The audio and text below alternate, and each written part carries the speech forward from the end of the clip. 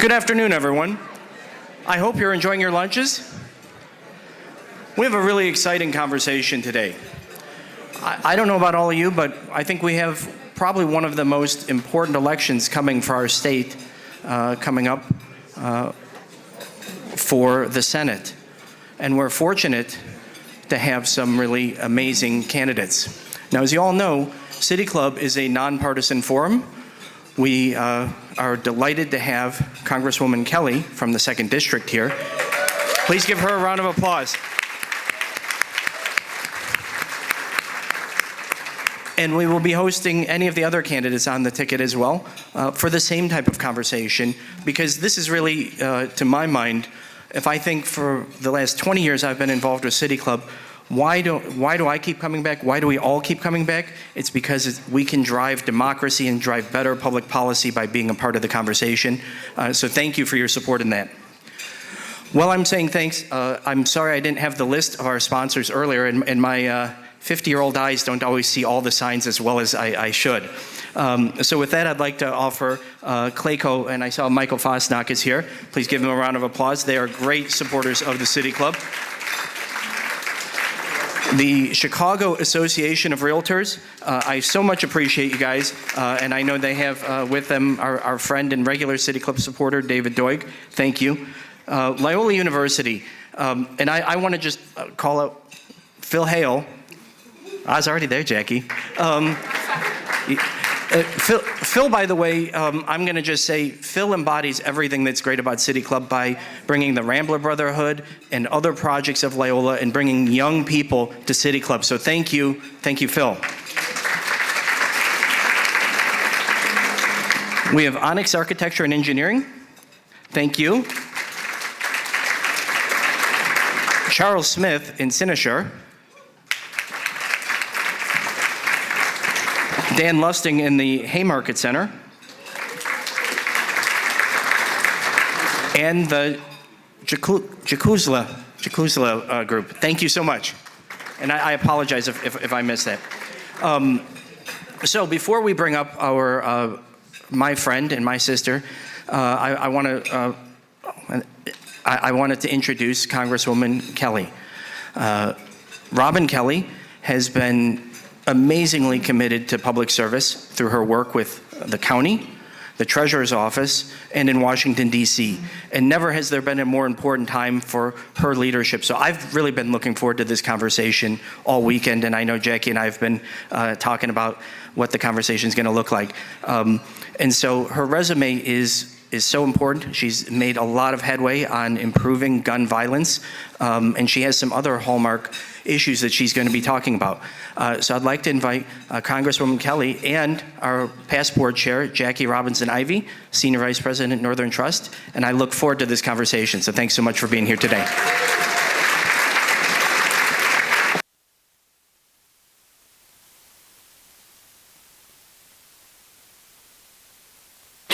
They didn't like you? Yeah. Okay. Kenny, you told me my mic wasn't live yet. You know, I'm real careful about live mics. That's a whole thing. Jessica Katerman, please forgive my friend and brother Omar. That's a hard name to say unless you've been saying it for 20 years like me. Thank you, JT, for being here. Congresswoman Jackie. You know, when you have friends, sometimes you slip. I'm going to do my very best not to call Congresswoman Robin today. You can call me Robin. Although, isn't Donovan here? Donovan's here. Donovan never calls her Congresswoman. It's always Robin. Donovan, why do you get to do that? I want to go back to, first of all, welcome. Thank you. You have not been here since April 8th, 2021. Wow. And the reason I know that date is because those of us at the City Club of Chicago owe a number of elected officials a debt of gratitude, because you all somehow worked through all of our tech issues during the pandemic, and we held a fireside via the screen, remember? Mm-hmm. And we talked about some very, very tense issues. I believe that those people who held us up during the pandemic, and I don't know how many of you all were watched online during the pandemic? Were there a good number of you? Okay. They kept us alive, and we appreciate that so much. You took the time to do so. Those were some very challenging times, and here we are today. Does it seem like the pandemic was a eon ago now?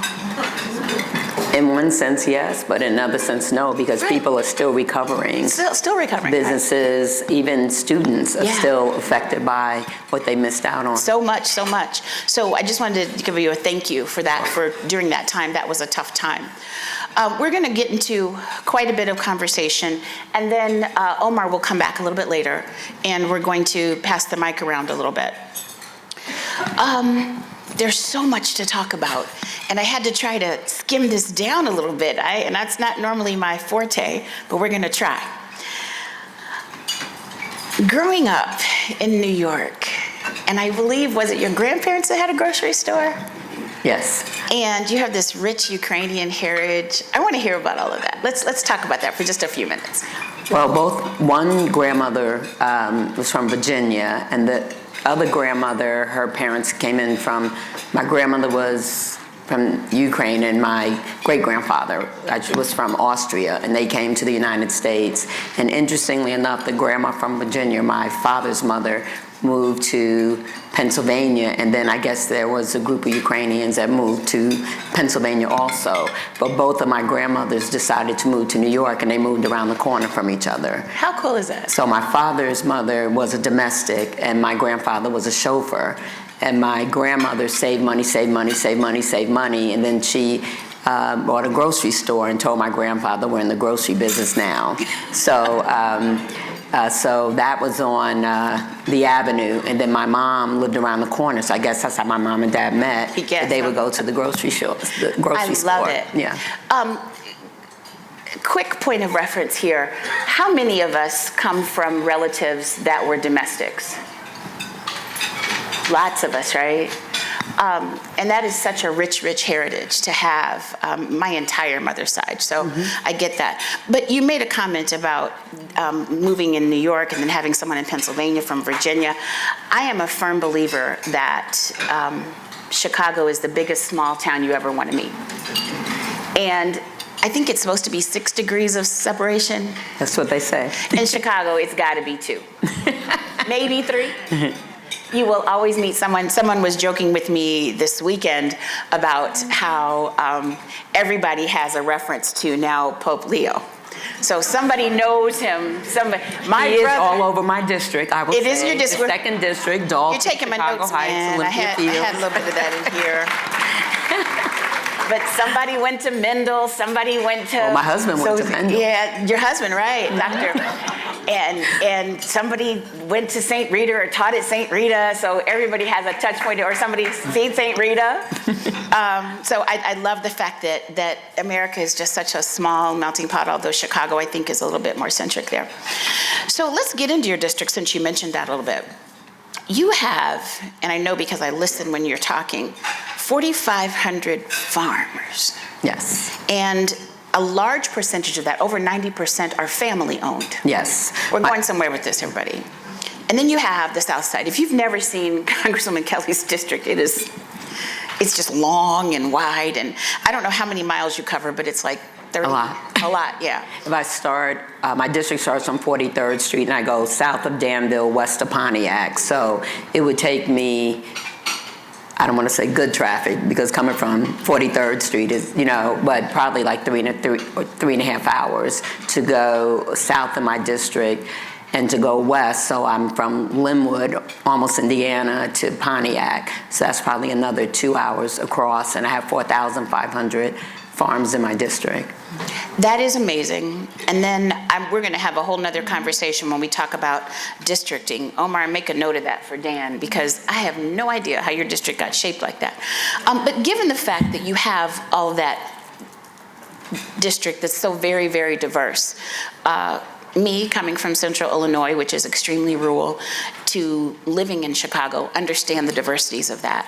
You've got constituent differences. You've got challenges from having to deal with rural issues, city issues. in Washington, I know that you are beloved on both sides of the aisle. And it's not because of your Garrett's popcorn. It is because I've seen her in action. She's amazing in DC if you've not had the opportunity to see her. But they really do love the Garrett's popcorn. Yes, they do. They It costs me enough money every week. Yes, I'm sure it does. You bring it every week? Yes. That's crazy. I have a rotation that I do. That's crazy. But, you know. How many of you all get Garrett's every week? I have popcorn diplomacy, as they say. I bet you do. I bet you do. But people know Garrett's because they should give you an ad or something like that. Let's talk a little bit about how you've managed to work through the diversities of not only your district, but in DC. And I want to talk about something very specific after this question, but you've had to work through so many challenges. And some would say, you know, you are the nicest, kindest person. I believe that to be true. But certainly you are not afraid of dealing with issues, and you will step to them. First of all, my district, as you've heard, is urban, suburban, and rural. And but I feel no matter where you live, and when I had my first district, that went from Hyde Park to all of Kankakee and now further south, and we can thank the state reps and state senators for that. But That other form I feel that no matter who you are, most people want a roof over their head, they want a job, a good job, they want health care, they want good education for their children, and they want to feel safe. So that's how I approach everything I do, whether it's urban, suburban, and rural.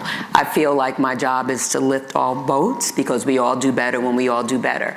I don't care if you're a Democrat, Republican, Independent. I care if you didn't vote, but I'm still going to try to help you, you know, and get you to learn that voting has consequences. But I mean, that's what I do. And many times, especially when I've gone out of Cook and probably will, I hear it all the time. We didn't think we were going to like you. We didn't think we were going to like you. My farmers told me that. We didn't think we were going to like you. My mayors told me that. And more my red, because I have more red area now. But at the end, I feel so honored because they say we didn't think we were going to like you, but we really like you. And one of my mayors that gave us a hard time in one of the rural areas, even letting us in, he's leaving his seat and moving, and he sent a little note that said, you have done a terrific job, and he's not a Democrat, and he said, I hope you run for U.S. Senate. So that's a big, you know, compliment, you know, to me that he would say, you know, something like that. And, you know, we're all here together. And even I always tell my my elected colleagues in Illinois, y'all are spoiled, because you're used to Democrats, you know, running the show. It ain't like that in D.C., and I've been in Congress 12 years. I've only been in the majority 4 years. So you have to work across the aisle. And you know, even though I will say I'm very disappointed in my Republican colleagues that they haven't spoken up. They know some of this stuff is not right, but also, just since January 20th, 3 of them have called me and asked me, would you be on a bill with me? And, you know, of course I look at the bill, but if the bill is good for my constituents, for the people of Illinois, for the people of the United States, yes, I'm going to be on that bill, and I'm going to work that bill if it uplifts people. You know, it helps people do better. There's opportunities. You know, one of my bills is signed by Donald Trump hanging in my office. I hate to look at his signature, but it's a good bill. You know, it's a good bill. And, you know, yeah, so, I mean, I try to work with everyone as best I can. It is harder, and it's going to get harder. We have to fly back. We weren't supposed to be back until 6:30 tomorrow. They changed the time of the whole, I'm on Energy and Commerce, the Medicaid whole thing.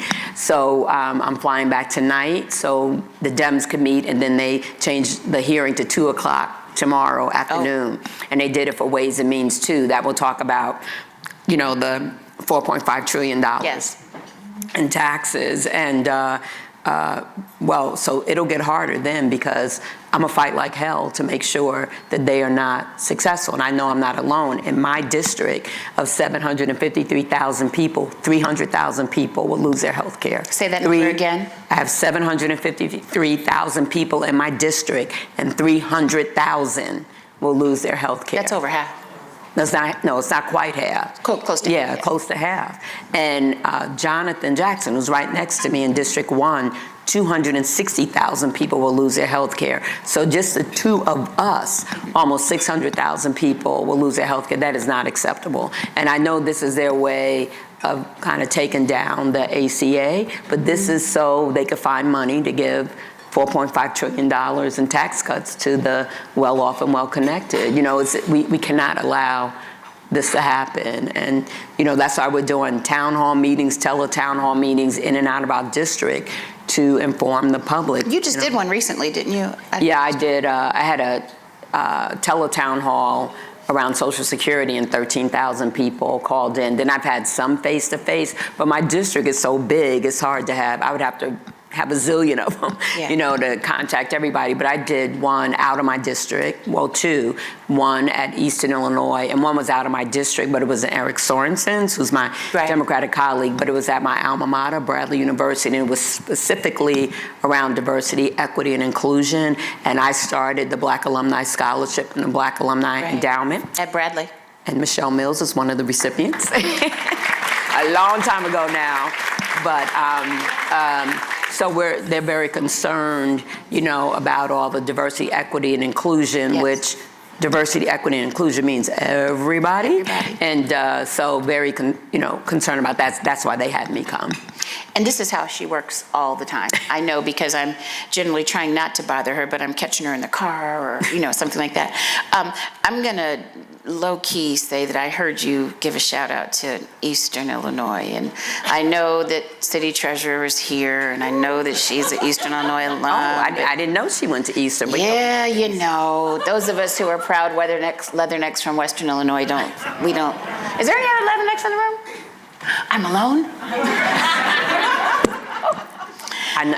There's a couple of Bradley graduates. Yeah, there are a few Bradley folks in the room, so shout out to in-state colleges. So I want to circle back to what you just said about Medicare, but I want to just back up for one other thing. I want to hear from you. I don't know that we've ever talked about this. We've talked about a million things. No, we did, because I called you on the floor. Yeah, I was like, are you okay? What's going on? Getting me in trouble. I did, got you in trouble. Speak on the floor. I did, I got her in trouble. Let's go back to June 22nd, 2016. That date mean anything? Of course it does mean something to you. 26 hours, you and the beloved John Lewis. I remember watching it on TV, and again, about the 6 degrees of separation. I was like, no, I know her. I don't just know her because she's a congresswoman and it's the job that I do for the place I work for. I know her, and she's on the house floor kneeling. I get a little emotional thinking about it, because I saw you and I saw pride, I saw fear, I saw it was so emotional, because you were there, and that was like one of the very first things. I was in awe. Can we talk a little bit about, this was the gun control bill, and The sit-in. The sit-in, and you fought, and pride was, I remember praying, I remember I had a ton of emotions. I want to hear about how you felt during that time. Well, what happened, that was after so many, unfortunately. It was after Pulse, thank you. Yes. That was after Pulse. And we had a Democratic Caucus meeting, and so everyone was talking about that.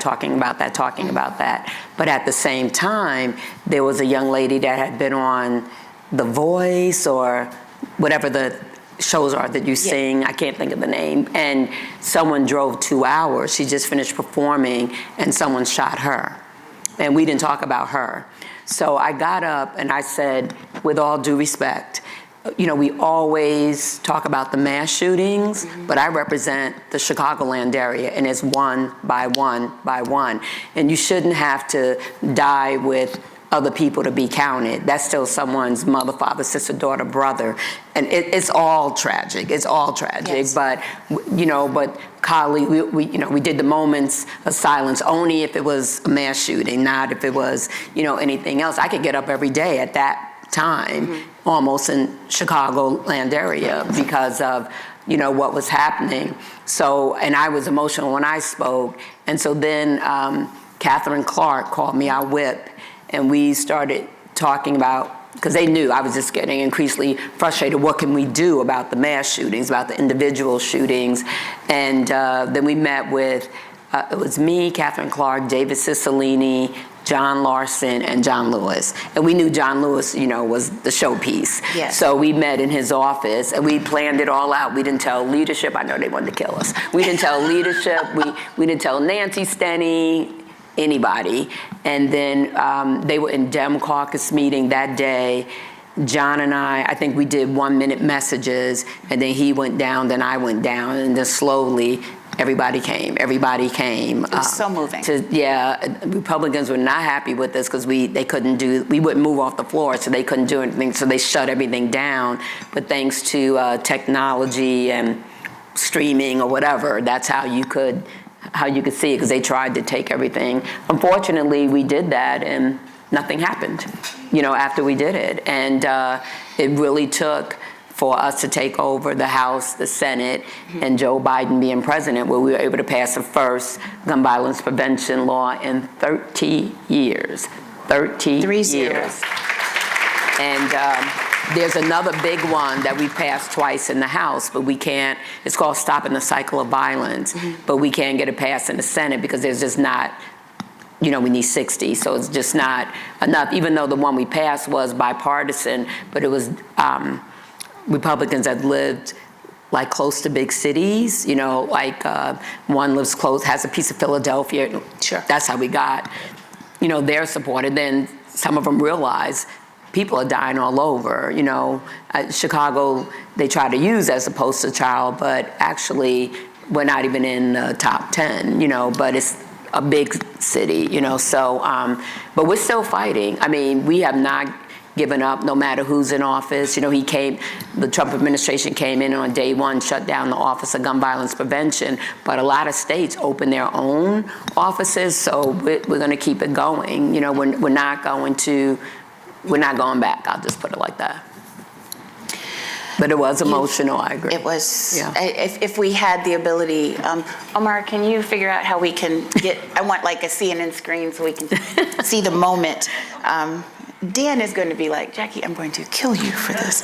But yeah, we need to get a screen up there where we can just call these things to be and have them up there so you could see them. If you don't remember that moment, please do yourself a favor and go back and Google it or whatever you need to do to pull it up. And if I could just add one thing, I'm the vice chair of the Gun Violence Prevention Task Force. The chair of the task force, guns are his hobby. So it's not, how people say, they just want to take your guns, and that's not true at all. And it's funny about Mike because guns are his hobby, and he has wine. I don't know what kind of combination of guns and wine, but he represents Napa Valley, Right. So, but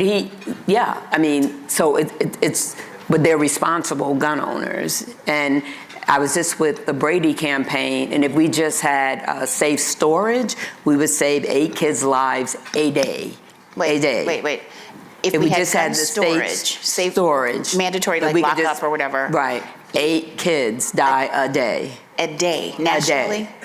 You're right. And then it would prevent a lot of suicides because people would have to think about, a little thought before action. Yeah, numbers matter. I have a couple of dear friends who are data heads, and numbers do matter. You can't change those figures. And there are people behind the numbers. And there are people behind the numbers. Thank you so much, Congresswoman. So I'm watching my time, and I think we're doing okay. Let's talk for a minute. I want to get back to Medicare a little bit later. Let's talk a little bit about affordable housing, job growth, and food insecurity. I know we've got Dion Dawson here. He's doing a great job with his organization. Job growth, we've got tons of other organizations here. And, City Club, we like to talk to our members, but we also have people that watch online, and we have other folks, and these things matter to them, and we don't get to talk to you every day, but we want to hear about these things and how you're feeling. Affordable housing is an issue, as you said, those 4 pillars that you talked about, they matter to everyone. everyone wants somewhere to lay their head at night. And until you don't, it's not a thing, right? Mm-hmm. But when you are disenfranchised and you don't have those things, I know that you are in DC working arduously to make sure that these things are happening. How are you managing that across the aisle and within the Democratic? Well, really, the housing issue is really in financial services. Mm-hmm. So Auntie Max, who can handle many things, she's handling that. Listen, if you're 85 and you're still wearing 4-inch heels, I'm not mad. All right. But the realtors have trained me well. They come and see me all the time. But you know, it's a couple different things. It's affordable housing, mm-hmm. but also it's housing, period. Just to, you know, tell my quick story. You guys know I lost my husband 18 months ago, and, you know, we lived in a, nothing fancy, but a 4-bedroom house, you know, front yard, backyard, and all that. You know, my thumb is brown. He was the green man planning everything and all that. You know, I used to say, did you vacuum the lawn? You know, I never mowed a lawn. I grew up in New York City, in Manhattan. Never mowed a lawn, never did any of that. Never raked, nothing. Didn't want to do it. And I didn't want to shovel snow. So I said I was going to downsize. And I was telling them when they came to see me, it was so hard to find a place mm-hmm. to move to. You know, I didn't want to live in a house because I didn't want that responsibility, but couldn't find a condo where I was looking, couldn't find a townhouse. So to me, there's just a lack of housing options, period. Yeah. And as far as affordable housing, I think that we also need to look at affordable housing all over the Chicagoland area, not just in one region as opposed to other regions. I think, you know, the love needs to be spread, you know, where the opportunities are also. So affordable housing where, you know, you can jump on a bus, there's jobs around affordable housing where there's, you know, good schools and, you know, all of that. I think it's all hand in hand to me. I think it's very, very important. So all of this is inextricably connected. Oh, definitely. And when I look at my former colleague, Mayor Bass, when, mm-hmm. you know, we want to talk about homelessness and LA, you know, a big problem. And in her first year, I think she found housing for 18,000 of the homeless, working with, you know, developers and different entities. But I know in financial services, you know, they're trying to find a way. And actually, my colleague from Kansas City, Rep. Cleaver, he's really working on that also. But I've done a lot of fair and affordable housing work a long time ago in my career. I used to be the chair of the Chicago Area Fair Housing Alliance. Yeah, you know, if you remember when then, before she was Congresswoman, she was, you know, served in the treasurer's office, and I always say she was a treasurer in de facto, but so many different roles. And the history is rich, and the experience of what you bring to Washington is amazing. And I think that's part of your legacy as far as being able to work across the aisle and work with other folks. You know, the gun control, that is something that is your legacy, so to speak, but there's so many other things that you're doing. Sure, my biggest portfolio was healthcare. Yeah. I'm, again, on ENC on the healthcare subcommittee. I've been the chair of the Congressional Caucus Health Brain Trust.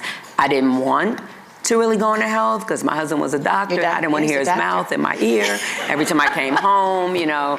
But then back then, Marsha Fudge asked me to do it, and you don't tell her no, so I did it. But I love that I've done it. I've learned so much myself. So I do a lot of work around healthcare access, disparities, inequities. I'm the one that brought the whole thing of maternal mortality and morbidity, you know, to Congress. I'm ashamed to say I didn't know it was such an issue myself. We had that conversation. A constituent called me and said, "Can I tell you a story?" And when she told me this story, I went back to DC. We had a forum. It was packed with people that had been affected by either, you know, their child or wife or whatever died, or there were complications after. So I'm really proud because what I push for in working with the OBGYNs and other healthcare professionals was that, extending Medicaid postpartum coverage from 60 days to a year. And we got that passed, so that's saving lots and lots of lives. And then some other process things, the way you do things. We still need to do more, because still too many women are dying, and the United States ranks really poorly in women dying, period, and then Black women dying 3 to 1 times the rate of white women. But it depends on where you are. That's just the average. Sometimes it's higher, like it's higher in the Chicagoland area, even though Illinois was the first to extend the Medicaid coverage period. They have review committees. So there's more we have to look at, and is it training? Is it, the whole Black women can take more pain, or women aren't listened to, all of those things too. And it's funny, I even fought with my husband, oh, no.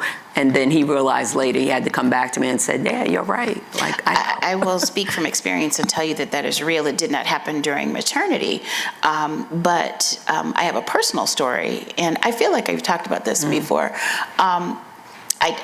When you're in pain, you say things that you probably shouldn't say, and I experienced that, and it was really tough to say what I had to say. And I remember my mother-in-law saying to me, stop talking right now, because I was saying things that weren't nice. And I don't know how, or I don't know what others are trying to solve for. In finance, we're like, what is the end? What's the end goal? What are you working towards? I still have not figured that out, because much like housing, healthcare is healthcare.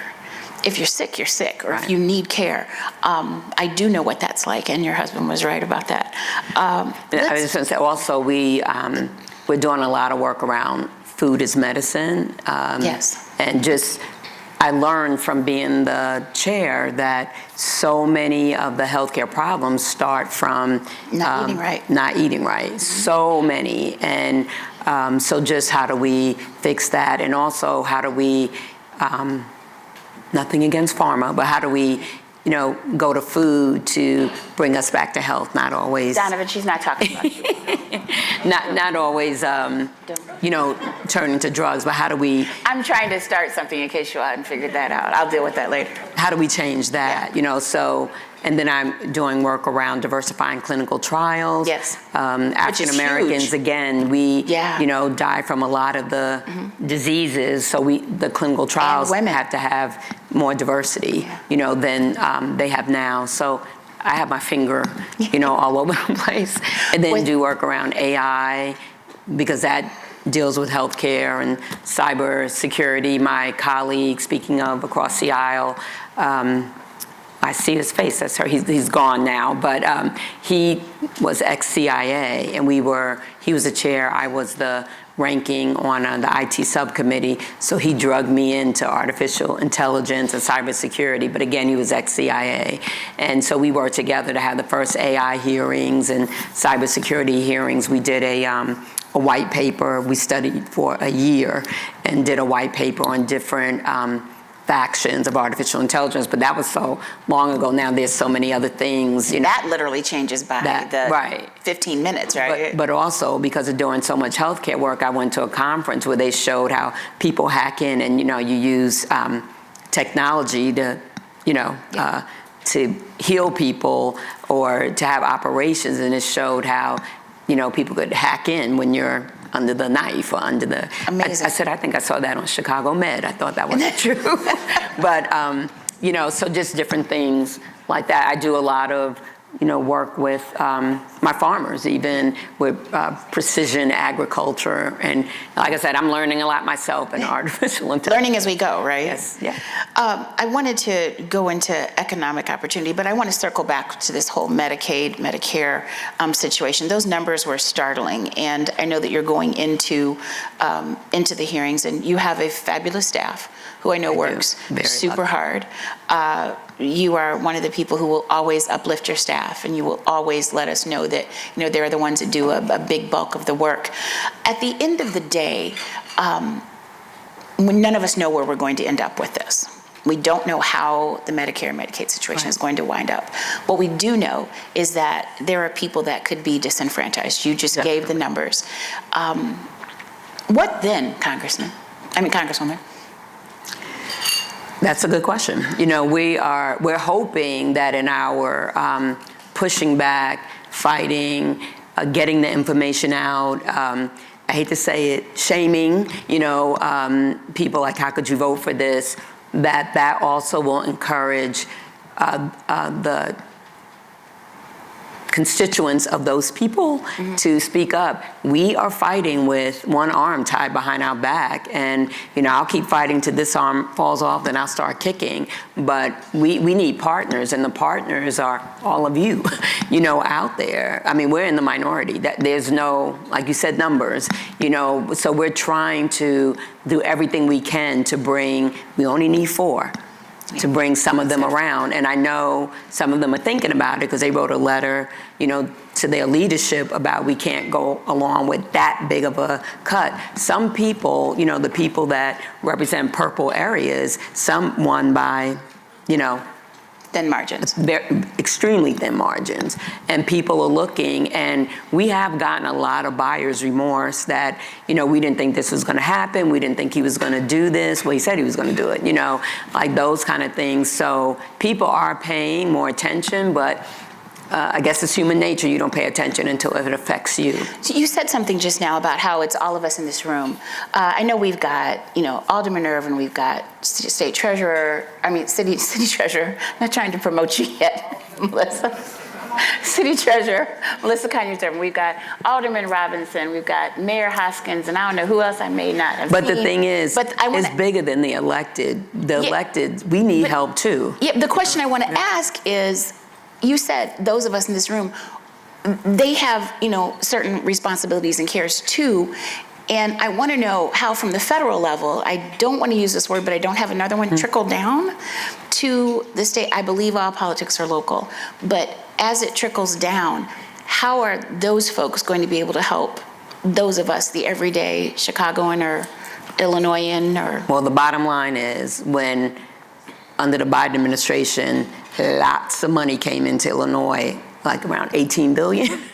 So, and the thing is, they need to think about this too, especially on the state level, but city and county, that if we can't send the money in, then they don't have the money, and that affects their budgets. So we're all in this together, but that's what I'm saying is I'm not gonna put it all on the shoulders of the aldermen or state rep, state senators. We need the people to speak up. Your voices matter. I cannot stress that enough. Your voices matter. Your voices matter. And you could call me and say, thanks, I'm fighting for you. But, when all of this started happening, people started calling the Democrats, what are y'all gonna do? What are y'all gonna do? And I was like, have you called any Republicans? They're the ones voting for this, not us, but we're litigating, and thank God for the AGs, thank God for Kwame Raoul and, Tish in New York and Keith Ellison, my former colleague, because it's the thin wall keeping us going, and I said we're litigating, legislating, and communicating, but we still need the public's help. We're trying to get the word out. Like I said, I had a teletown hall. I had 13,000 people, 11,000 people. Then another one I had 11,000 at the end of December to try to answer people's questions and tell them what's going on. But we need everybody's help. We need everybody to make noise. And this is not acceptable. This is not acceptable. It's corny, but I feel that God put me on this earth to be a public servant. We're a public servant. We work for the people. The people don't work for us. And but it's, I don't know. We have to do better, and we're trying everything to contact people. We found out from the last election, like 25% of people get their news from the legacy. No, the legacy. 75% get their news. It's generational too. Get their news otherwise. So like I said, beside the town halls and teletown halls, we're on podcasts or working with influencers. We're trying to do everything we can do to let people know what this really means if this happens. And it's not just Medicaid. It's we had hearings, and I'm a co-chair steering and policy. So we do the steering, put people on committees, and set the policy with Hakeem Jeffries. And we've had, we're not supposed to, but they're breaking every rule. So we're breaking some rules too. So we've had hearings on SNAP, Medicaid, veterans, Social Security, and we just had one on small business. And if you could hear the stories, they had me introduce a lady, and the people in the audience that know me, they had me introduce a lady that has a shoe store. So people know I love my shoes. Yes. And her shoes, they're heels, but the way she does it, she can twist it around and take it off so they're flats. No, it was cool. I saw that. Yeah, it's called Passion, I think. Yeah. And her shoes, because of the tariffs and all of that, will go up like $63 a shoe. Another lady was in business. Hers would go up $100. She's already laying people off. Did you say every woman in the room go? $63 would go per up shoe. 63, so her shoes would be 200 and something Cut into my dollars, shoe budget to 10. but every business told a story. For Medicaid, I had two parents, severely disabled child. He had to leave. He was a librarian, left his job so he could take care of his child. And he said if they cut Medicaid, his wife would have to get a second job. Then he said they would have to sell their house if that didn't work. And then at the end, he said they would have to give up custody of their child to the state because the state would be better able to take care of their child than they would. They're numbers, but these are real people that are being affected from all kind of backgrounds, all kind of zip codes, race, ethnicity, whatever, Doesn't discriminate, in other words. Yeah, I mean, no, it doesn't. The chainsaw did not discriminate, and I'm sitting there, I guess I'm just frustrated that how can we do this to people? And nobody wants waste, fraud, or abuse. Nobody wants criminals coming in from other countries. We don't want the criminals from our country. Nobody wants that. But also you can't deport. You're deporting American citizens. You're not giving people their right by the law. So.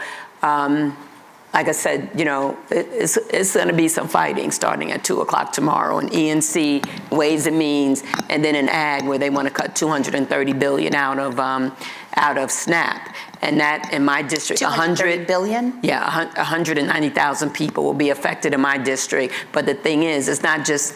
The people won't be able to buy food. It's going to affect Mariano's, Pete's, Jules, wherever you shop, it's going to affect them too. Then it's going to affect my farmers because you're not going to buy as much food from them. And they're already affected by tariffs, by getting rid of USAID. We are all in this together, folks. We're all connected. 2 degrees, 3 degrees of separation. We may not be related, but we're by blood, but we're related in other ways. I am so angry because I want more time.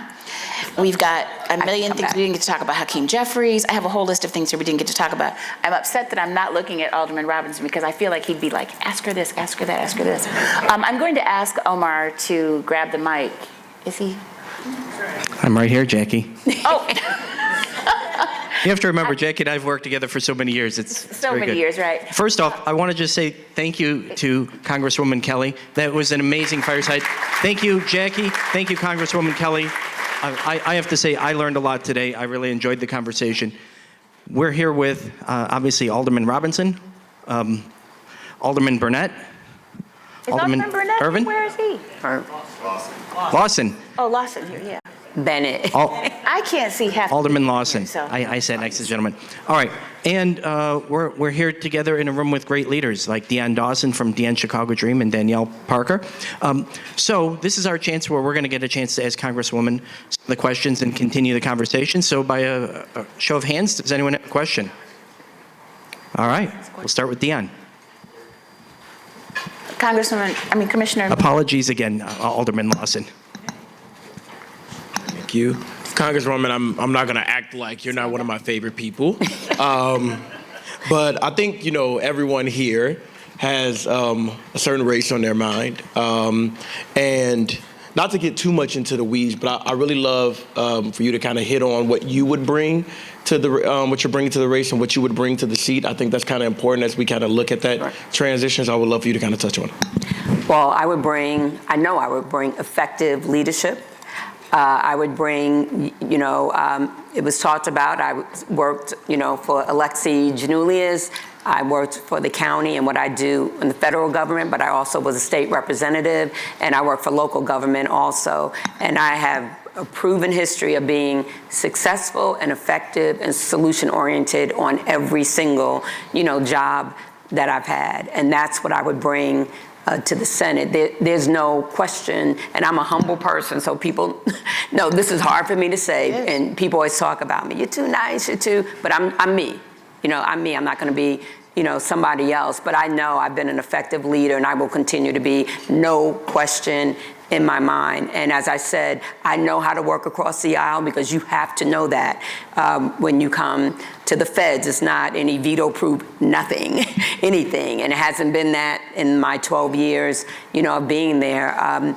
If I am successful, I definitely would still, like I said, I have a huge healthcare portfolio, and definitely would continue that. And also, we need to continue to work on having safer communities, because that also affects who moves into the community, who moves out of the community, what businesses want to stay in, what businesses are willing to come in. If people don't feel safe, that affects our economic development. It affects our future generations of kids knowing, yes, I'm going to live past 20, and I'm going to have the opportunities that I need to be successful. Also, the other thing is, whoever takes that seat, Donald Trump and J.D. Vance will still be in office. You need a fighter, someone that's not afraid. I've been in tough fights my whole political life. I've been given nothing. I ran against a 10-year incumbent as a state rep.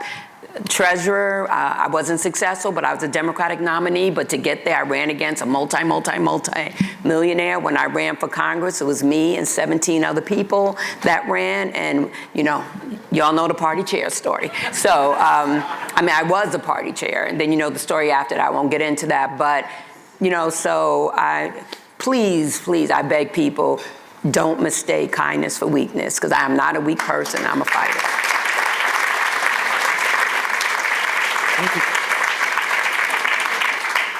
Thank you.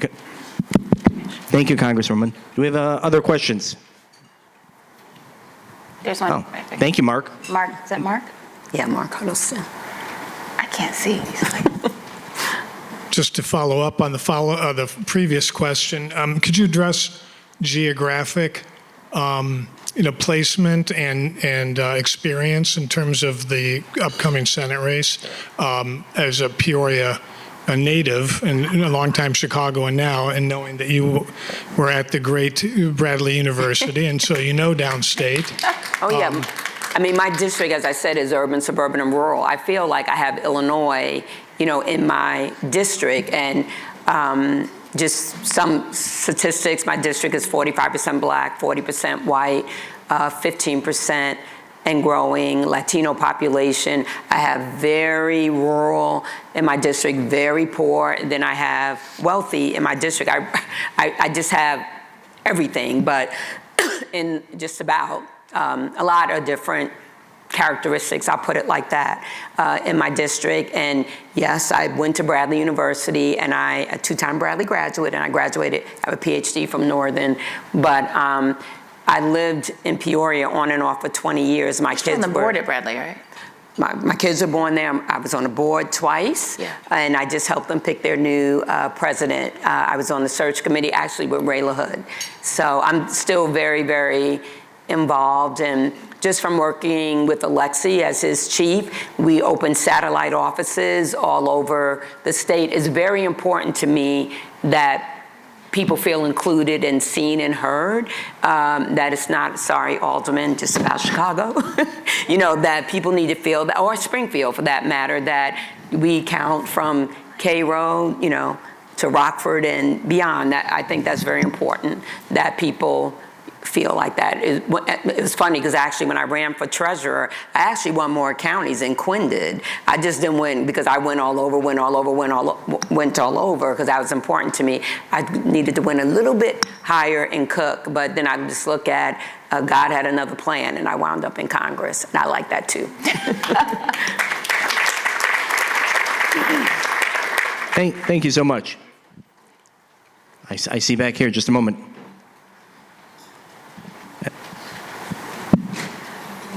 And if you could introduce yourself and who you're with. Thank you. Tim Egan with Roseland Community Hospital. First of all, Robin, thank you for everything. You've been our champion in DC. You're a hero. Thank you. Safety at hospitals like Roseland, across the city and in our state, we're in crisis today. We won't make it if there are any cuts. We're barely open today. So can we be invited, the CEOs of the hospital, to come into DC to any committee you would like to plead our case and beg for help? We're looking for that voice in DC. I think that's a wonderful idea. We're not, again, we're not in charge, so they pick the people that they want to come. I think Frank Pallone, who's my chair, or the Democratic head of Energy and Commerce, I will have that conversation with him. I just spoke, I was a keynote for one of them for the Hospital Association, so I just spoke to and told your story and the story of others. I've seen in my district already, and I know Alderman Robinson has seen this in his, area too, about hospitals closing, or if they don't close, slowly but surely the services, like close to me, Advocate South Suburban just stopped doing deliveries. So everyone goes, I believe it's to Christ, to have babies. I mean, they'll do it, but. Wait, they're going to Christ to have Yeah, babies? they're shutting down their obstetrics, but that's what a lot of my hospitals are doing. And there's 8 hospitals, I believe that number's correct, in my district that would be severely affected, urban, suburban, and rural. And the other thing, like when I have Danville, and they have 30,000, actually it's my biggest town. Yeah. Danville, and then Cal City. Don't you have an office in I have an Danville? office in Hyde Park, Matteson, and in Danville, again, because my district is so big. And we do pop-up satellite offices all over, like in Pontiac, just different places. So we come to the people. But when I first had this district, I've only had it like this whole district, this is going into my 3rd year, but Danville had 1 OBGYN, a town of 30,000, because it's hard to attract, docs to come to, some of the areas, if you're younger, people want to be closer to Chicago. And even in Kankakee, I have St. Mary's and Riverside, and even St. Mary's has had to make some adjustments. So it's happening, as Tim is saying, right now, where the hospitals are closing or cutting services because they just can't afford it. Thank you. I think we have time for one more question. Commissioner Miller, maybe 2, because 2 more, okay. I can't see, so you see Commissioner Miller up here? Is there somebody back there that has a question? Alderman Irvin had one, and Commissioner Miller. Well, I think we need to answer both of those. Yeah, let's do it. We'll take 2. Alderman Irvin, and then we'll go to Commissioner Miller. Thank you. Thank you. Quick question. This is just purely political, purely political. With your position in the U.S. House and kind of where you're positioned, and with the likelihood, and I'm an optimist, of the Democrats taking the House back, why make the switch now when you're poised to be part of, I would think you're poised to be part of leadership on the Democratic side in the House in the next session? Actually, I'm already in leadership. Yeah. Hakeem appointed me. We're like an extension of him. I'm the co-chair of steering and policy. I wanted to run when Tammy ran, but I stepped back. And it was a good decision to step back because I could, hone my skills in the House. And I've thought about this. This has not been an easy decision. But as I said, I think I'm very qualified to take this seat. And honestly, this is just from the heart, I think I would always question myself if I didn't try. And I just hope, that voters can look past the money. They can look past some endorsements, I'll put it like that, some endorsements, and see the quality of my work and what I have done and what I will do. Again, I've worked with the senators, I've worked with Dick Durbin a lot, and other senators, in the party and out of the party, out of the Democratic Party to get things passed. And this is something that I want to do, and I know it's a leap of faith, but every run I've taken, as I said, I ran against a 10-year incumbent, the treasurer's race, DPI, and Congress, they've all been leaps of faith. I know I've always been the underdog and underestimated, but most of the time I come out okay. And but I just think that I would always question if I didn't do it. Thank you, Congresswoman. Thank you. Commissioner, you had a question? Commissioner Miller's up here. Oh, sorry. Thank you. I'm telling you, these lights. I can't see. Commissioner, thank you so much for your patience. Thank you. Yes, hi, Commissioner Miller. So since we have every level of government here in the room today, how can we galvanize everyone, just like you were saying? How can we make sure that people are getting involved, and what should we be doing on every level? We have city, we have state, we have federal, we have county. All of us are working together to help you and help the federal government make sure that Medicaid doesn't get cut, but how can we make sure that people are helping us do that? So let me step back for 1 second before I answer that question. I want to thank every level of government, because you're doing some of the things that we can't do because we don't have the vote. So I just want to thank all of you, for doing what you're doing around gun violence prevention, health care, and all of that, first of all. But really, all of you have constituents, and just getting the word out. Whether it's through meetings, newsletters, whatever you do to get the word out, just make sure that you're informing them about what's going on and what could really happen if people don't speak up. I mean, that's the big thing now. Like, we need partners in speaking up, and it is just so important. It is just so important, and also supporting people like. I'm saying Kwame because he's our AG, but they are doing yeoman's work just to keep us alive, in a lot of ways. And so even supporting his office, but getting the word out to people that this is what could happen. And because, we live in the same town, but you know about the district, and yeah, I mean, I think that's a big thing, because, if we don't deliver, that's going to affect what you guys can deliver also. And but again, you've done such great work in spite of us, but it's just really important. And it's important if you, sounds funny, but if you have friends and family, that don't live in a blue district, contacting friends, family. There's teachers all over, post office people all over, there's people all over the United States. They need to make those phone calls. They need to make those phone calls too. And we will continue.